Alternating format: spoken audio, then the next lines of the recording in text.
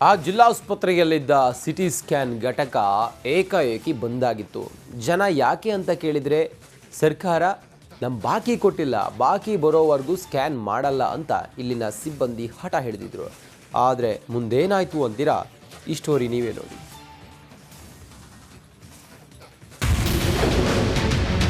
ಬಂದಾಗಿದ್ದ CT scanning ಪುನರಾರಂಭ. Republic ಕನ್ನಡದ big impact. ಇದು ಧಾರವಾಡ ಜಿಲ್ಲಾಸ್ಪತ್ರೆಯಲ್ಲಿರೋ ಸಿಟಿ ಸ್ಕ್ಯಾನ್ ಘಟಕ. ಸರ್ಕಾರದಿಂದ ಉಚಿತವಾಗಿ ಇಲ್ಲಿ ಸಿಟಿ ಸ್ಕ್ಯಾನ್ ನಡೆಯುತ್ತೆ. ಇದನ್ನ ಕೃಷ್ಣ ಡಯಾಗ್ನೋಸ್ಟಿಕ್ ಎಂಬ ಸಂಸ್ಥೆ ಗುತ್ತಿಗೆ ಪಡೆದಿದೆ. ಇಲ್ಲಿ ಸ್ಕ್ಯಾನಿಂಗ್ಗೆ ಬರೋರು ಹಣ ನೀಡದೇ ಇದ್ರೂ ಅವರ ಹಣವನ್ನ ಆಯಾ ತಿಂಗಳು ಸರ್ಕಾರವೇ ಈ ಸಂಸ್ಥೆಗೆ ಪಾವತಿ ಮಾಡಬೇಕಿರುತ್ತೆ. ಆದರೆ ಕಳೆದ 6 ತಿಂಗಳಿನಿಂದ ಸರ್ಕಾರ ಹಣ ಬಾಕಿ ಇಟ್ಕೊಂಡೇ ಬಂದಿತ್ತು. ಸರ್ಕಾರದ ಬಳಿ ಪ್ರತಿ ತಿಂಗಳು ಹಣ ಕೇಳಿ ರೋಸಿ ಹೋಗಿದ್ದ ಸಂಸ್ಥೆಯವರು ಸ್ಕ್ಯಾನಿಂಗ್ ನಿಲ್ಲಿಸುವಂತೆ ತಮ್ಮ ಸಿಬ್ಬಂದಿಗೆ ಸೂಚನೆ ಕೊಟ್ಟಿದ್ರು. ಹೀಗಾಗಿ ಸ್ಕ್ಯಾನಿಂಗ್ಗೆ ಬಂದ ಜನ ವಾಪಸ್ ಹೋಗೋ ಸ್ಥಿತಿ ಇತ್ತು.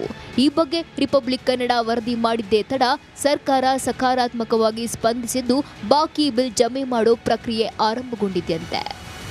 24 ಮಂಗಳವಾರದಿಂದನೂ ಸೇವೆನ ಸ್ಥಗಿತಗೊಳಿಸಿದ್ವಿ. ಕಾರಣ ಏನಕ್ಕಂದ್ರೆ ನಮ್ಗೆ ಸರ್ಕಾರದಿಂದ ಫಂಡ್ ಬಂದಿರಲಿಲ್ಲ, ಅದನ್ನ ತಡೆ ಹಿಡಿದಿದ್ರು. ಇದು ಆ ಚಾನಲ್ ಅವ್ರಿಗೆ ಗೊತ್ತಾಗಿ ಅವ್ರಿಗೆ ಹೇಳಿ ಅವ್ರು ಸರ್ಕಾರ ತಕ್ಕ ತಲುಪಿಸಿದ್ದಾರೆ. ಇದರಿಂದ ಸ್ವಲ್ಪ ಉಪಕಾರ ಆಯ್ತು.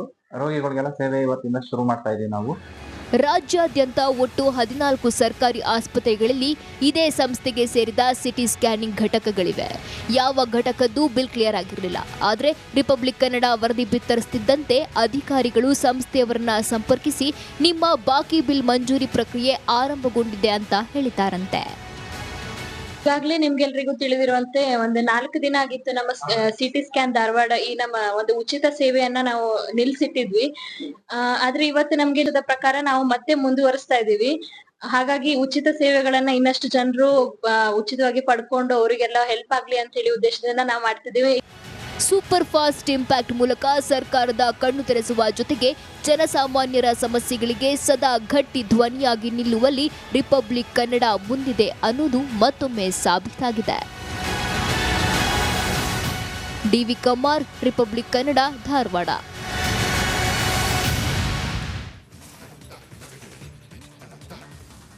ವಿಶ್ವವಿಖ್ಯಾತ ದಸರಾಗೆ ಕೌಂಟ್ ಡೌನ್ ಶುರುವಾಗಿದೆ. ನಾಡಹಬ್ಬಕ್ಕೆ ಸಾಂಸ್ಕೃತಿಕ ನಗರಿ ಸಜ್ಜಾಗುತ್ತಿದೆ. ಇದರ ನಡುವೆ ಮಹಿಷ ದಸರಕ್ಕೂ ತಯಾರಿ ಜೋರಾಗಿದೆ. ಆದರೆ ಮಹಿಷನ ಆಚರಣೆಗೆ ಭಾರೀ ಆಕ್ರೋಶ ಸ್ಫೋಟಗೊಂಡಿದೆ.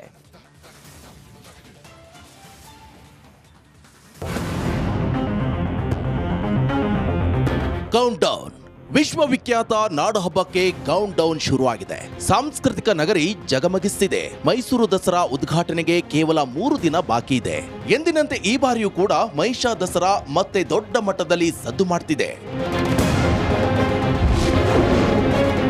ಚಾಮುಂಡಿ ಬೆಟ್ಟದಲ್ಲಿ ನಿಷೇಧಾಜ್ಞೆ ಜಾರಿ. ಚಾಮುಂಡಿ ಬೆಟ್ಟದಲ್ಲಿ ಇಂದು ಮಹಿಷ ದಸರಾ ಆಚರಣೆ ಸಮಿತಿ ಮಹಿಷ ಮಂಡಲೋತ್ಸವ ಕಾರ್ಯಕ್ರಮ ಹಮ್ಮಿಕೊಂಡಿದೆ. ಅಲ್ಲದೆ ಮಹಿಷನ ಮೂರ್ತಿಗೆ ಪುಷ್ಪಾರ್ಚನೆ ನಡೆಸಲಿದೆ. ಇದಕ್ಕೆ ಕೌಂಟರ್ ಆಗಿ ಬಿಜೆಪಿ ಚಲೋ ಹಮ್ಮಿಕೊಂಡಿದೆ.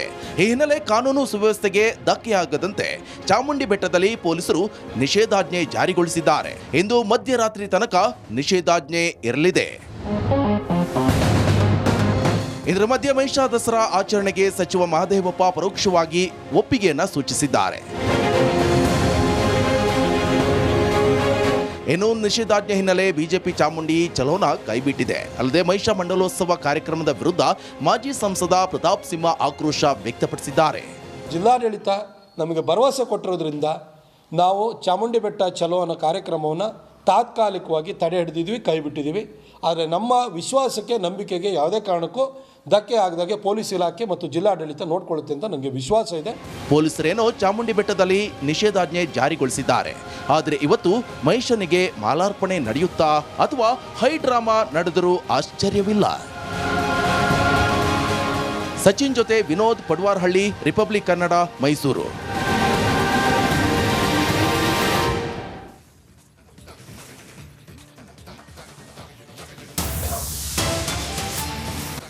ಸಂಸ್ಕೃತ ಭಾರತದ ಶಾಸ್ತ್ರೀಯ ಭಾಷೆ, ಸನಾತನ ಇತಿಹಾಸವಿರುವ ಭಾಷೆ.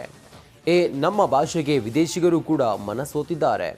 ಸಂಸ್ಕೃತವನ್ನು ಕಲಿಯೋಕೆ ವಿದೇಶದಿಂದ ಚಿಕ್ಕಮಗಳೂರಿಗೆ ಬಂದಿದ್ದಾರೆ.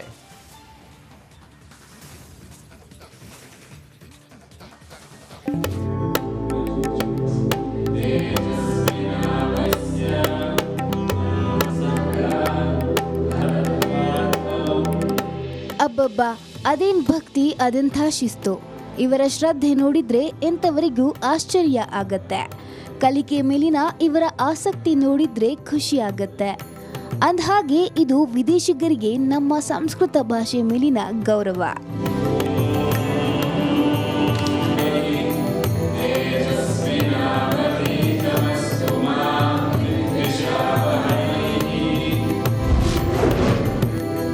ಮಾತೃಭಾಷೆಗೆ ಮನಸೋತ ವಿದೇಶಿಗರು.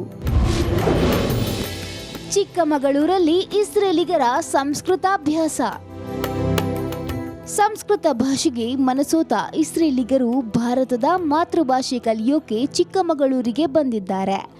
ಹಿರೇಮಗಳೂರಿನ ಕೋದಂಡರಾಮಚಂದ್ರ ಸ್ವಾಮಿ ದೇವಸ್ಥಾನದಲ್ಲಿ ಇಸ್ರೇಲಿನ ತಂಡವೊಂದು ಸಂಸ್ಕೃತವನ್ನ ಕಲಿತಿದೆ.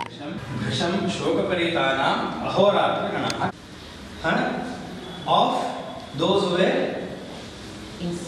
in sorrow, in big sorrow, were past. Now who are they? Vrishab Shoka Parithanam, Vipravestanam completely lost. Hence they were in Shoka. ಕಳೆದ 8 ವರ್ಷದಿಂದ ಒಂದೊಂದೇ ತಂಡವಾಗಿ ವಿದೇಶಿಗರು ಸಂಸ್ಕೃತ ಅಭ್ಯಾಸಕ್ಕಾಗಿಯೇ ಹಿರೇಮಗಳೂರಿಗೆ ಬರ್ತಾರೆ. ಸಂಸ್ಕೃತವನ್ನ ಕಲಿತು ಭಾರತೀಯ ಸಂಸ್ಕೃತಿಯನ್ನ ತಿಳಿದುಕೊಂಡು ಹೋಗ್ತಾರೆ. ರಾಮನ ಮುಂದೆ ಸಂಸ್ಕೃತ ಕಲಿಯೋದೇ ಖುಷಿ ಅಂತಾರೆ ಇಸ್ರೇಲಿಗರು. It's amazing. First of all, because of Vaishnava's teaching and treatment and family, it's been an amazing experience. We get to really deeping into the shlokas and the Ramayana, and it's really interesting for us because we're not so familiar with the stories. I think it's a very unique experience. ಸದ್ಯ 6 ಮಂದಿ Israel ಮೂಲದವರು ಕಳೆದ 20 ದಿನಗಳಿಂದ ಇಲ್ಲಿ ಸಂಸ್ಕೃತ ಕಲಿಯುತ್ತಿದ್ದಾರೆ. ರಾಮನ ಸನ್ನಿಧಿಯಲ್ಲಿ ರಾಮಾಯಣದ್ದೇ ಶ್ಲೋಕ ಪಠಿಸುತ್ತಿದ್ದಾರೆ. ಹಿರೇಮಗಳೂರು ಕಣ್ಣನ್ ಹಾಗೂ ಅವರ ಸಹೋದರ ಪುತ್ರ ವೈಷ್ಣವ ಇಸ್ರೇಲಿಗರಿಗೆ ಸಂಸ್ಕೃತವನ್ನ ಕಲಿಸುತ್ತಿದ್ದಾರೆ. ಹಿರೇಮಗಳೂರು ಕೋದಂಡರಾಮಚಂದ್ರ ಸ್ವಾಮಿ ದೇವಸ್ಥಾನಕ್ಕೆ ಪ್ರವಾಸ, ಮುಖ್ಯವಾಗಿ ಅಧ್ಯಯನ, ಇದೆರಡನ್ನು ಮಾಡಲಿಕ್ಕಾಗಿ ನಮ್ಮ ದೇಶಕ್ಕೆ ಬಂದಿದ್ದಾರೆ. ಸಂಸ್ಕೃತವನ್ನು ಓದುವವರ ಆಸಕ್ತಿಯನ್ನು ಕಂಡಾಗ ನಿಜವಾಗ್ಲೂ ನಮ್ಮೆಲ್ಲರಿಗೂ ಆಶ್ಚರ್ಯ ಆಗುತ್ತೆ. ನಾವು ನಮ್ಮ ದೇಶದ ಸಂಸ್ಕೃತಿ, ನಮ್ಮ ಸಂಸ್ಕೃತ ಭಾಷೆಯನ್ನು ನಾವು ಎಲ್ಲೋ ಮೂಲೆ ಗುಂಪು ಮಾಡ್ತಾ ಇರುವ ಸಂದರ್ಭದಲ್ಲಿ, ಈ ಕಾಲದಲ್ಲಿ, ಇವತ್ತಿನ ಆಧುನಿಕ ಪ್ರಪಂಚದಲ್ಲಿ ವಿದೇಶಿಯರು ಸಂಸ್ಕೃತದ ಆಸಕ್ತಿಯನ್ನು ಹೊಂದಿ, ಎಲ್ಲರಿಗೂ ಆ ಆಸಕ್ತಿಗೂ ಒಂದು ಕಾರಣ ಅವರು ಮಾಡುತ್ತಿರುವಂತಹ ಯೋಗಾಭ್ಯಾಸ. ಒಟ್ಟಾರೆ ಭಾರತೀಯ ಸನಾತನ ಸಂಸ್ಕೃತಿ, ಮಾತೃಭಾಷೆ ಸಂಸ್ಕೃತ, ಈ ನೆಲದ ಯೋಗಕ್ಕೆ ವಿದೇಶಿಗರು ಮನಸೋತಿರೋದಂತೂ ಸತ್ಯ. ಚೇತನ್ ಪದ್ಮಶಾಲಿ, ರಿಪಬ್ಲಿಕ್ ಕನ್ನಡ, ಚಿಕ್ಕಮಗಳೂರು.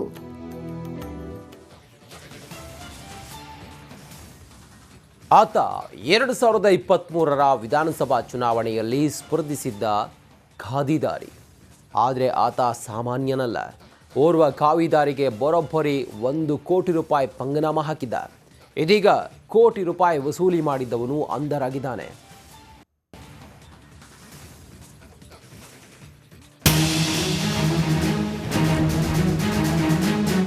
ಅಪ್ಪಬ್ಬ, ಸಿಎಂ ಸಿದ್ದರಾಮಯ್ಯ ಜೊತೆ ಅದೇನ್ ಪೋಸು, ಮಾಜಿ ಡಿಸಿಎಂ ಈಶ್ವರಪ್ಪ ಜೊತೆ ಏನ್ ಲುಕ್ಕು, ಸಂಗೊಳ್ಳಿ ರಾಯಣ್ಣ ಗೆಟಪ್ನಲ್ಲಿ ಏನ್ ಮಿಂಚಿಂಗು.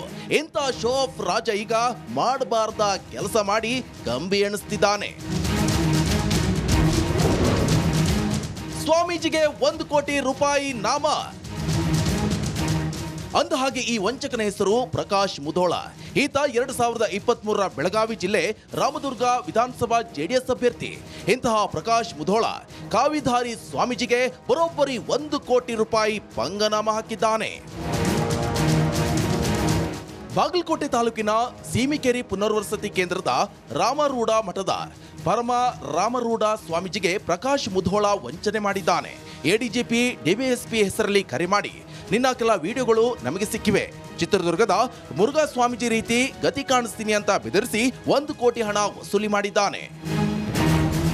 ಪರಮರಾಮರೂಢ ಸ್ವಾಮೀಜಿ ರಾತ್ರೋರಾತ್ರಿ ಭಕ್ತರ ಬಳಿ ಬಂದು ಹಣ ಕಲೆಕ್ಟ್ ಮಾಡಿ ಪ್ರಕಾಶ್ ಮುದೋಳನಿಗೆ 1 ಕೋಟಿ ರೂಪಾಯಿ ಕೊಟ್ಟಿದ್ದಾನೆ. ಇಷ್ಟೆಲ್ಲ ಕೊಟ್ಟ ಮೇಲೂ ಮತ್ತಷ್ಟು ಹಣಕ್ಕಾಗಿ ಪ್ರಕಾಶ್ ಮುದೋಳ ಬೇಡಿಕೆ ಇಟ್ಟಿದ್ದಾನೆ. ಆಗ ಸ್ವಾಮೀಜಿ ಬೇರೆ ವಿಧಿ ಇಲ್ಲದೆ ಬಾಗಲಕೋಟೆ ಸಿಇಎನ್ ಠಾಣೆಗೆ ದೂರು ನೀಡಿದ್ದಾರೆ. ಪೊಲೀಸರು ತನಿಖೆ ಮಾಡಿ ಈತನ ಬಣ್ಣ ಬಯಲು ಮಾಡಿದ್ದಾರೆ. ಇನ್ನು ಪ್ರಕರಣ ಬೆಳಕಿಗೆ ಬರ್ತಿದ್ದಂತೆ ಮುಜುಗರನ್ನ ತಪ್ಪಿಸಿಕೊಳ್ಳಲು ಸ್ವಾಮೀಜಿ ಮಠದಿಂದ ಕಾಲ್ಕಿತ್ತಿದ್ದಾರೆ. ಇದು ಸ್ವಾಮೀಜಿ ಮೇಲೂ ಸಂಶಯ ಮೂಡುವಂತೆ ಮಾಡಿದೆ. ವಂಚಕ ಪ್ರಕಾಶ್ ಮುದೋಳ ಹಾಗೂ ಸ್ವಾಮೀಜಿ ಮೇಲೂ ಕಠಿಣ ಕ್ರಮ ಕೈಗೊಳ್ಳಬೇಕಂತ ಸ್ಥಳೀಯರು ಆಗ್ರಹಿಸಿದ್ದಾರೆ. 1 ಕೋಟಿ ರೂಪಾಯಿ ಅಂತಂದರೆ ಇದು ಸಣ್ಣ ಅಮೌಂಟ್ ಅಲ್ಲಿದು. ಯಾಕಂತಂದರೆ ಇವತ್ತು ಭಕ್ತರಿಗೆ ಹೇಳಬೇಕಾಗಿತ್ತು ಅವರು ಈ ಥರ ನಮಗೆ ಬ್ಲ್ಯಾಕ್ ಮೇಲ್ ಮಾಡ್ತಾ ಇದ್ದಾರೆ, ಈ ಥರ ನಮಗೆ ಇದು ಮಾಡ್ತಾ ಇದ್ದಾರೆ. ಯಾಕಂದರೆ ನಾವು ಕೂಡ ಆ ಮಠದ ಒಬ್ಬ ಭಕ್ತಾದಿಗಳ ಆದವರು, ಅವರ ಮೇಲೆ ಅಭಿಮಾನ ಇಟ್ಕೊಂಡವರು. ಹೀಗಾಗಿ ನಮಗೂ ಕೂಡ ನೋವಾಗುತ್ತೆ. ಒಟ್ಟಾರೆ ಸ್ವಾಮೀಜಿಗೆ ಕೋಟಿ ರೂಪಾಯಿ ಪಂಗನಾಮ ಹಾಕಿದ ಘಟನೆ ಎಲ್ಲರಲ್ಲೂ ಅಚ್ಚರಿ ಮೂಡಿಸಿದೆ. ಜೊತೆಗೆ ಕೋಟಿ ರೂಪಾಯಿ ಕೊಟ್ಟ ಸ್ವಾಮೀಜಿ ನಡೆ ಕೂಡ ಸಂಶಯ ಮೂಡಿಸಿರುವುದಂತೂ ಸತ್ಯ. ಬಾಗಲಕೋಟದಿಂದ ಮಹಂತೇಶ್ ಜೊತೆ ಸಿದ್ದು ದುತ್ತನಗಾವಿ, ರಿಪಬ್ಲಿಕ್ ಕನ್ನಡ.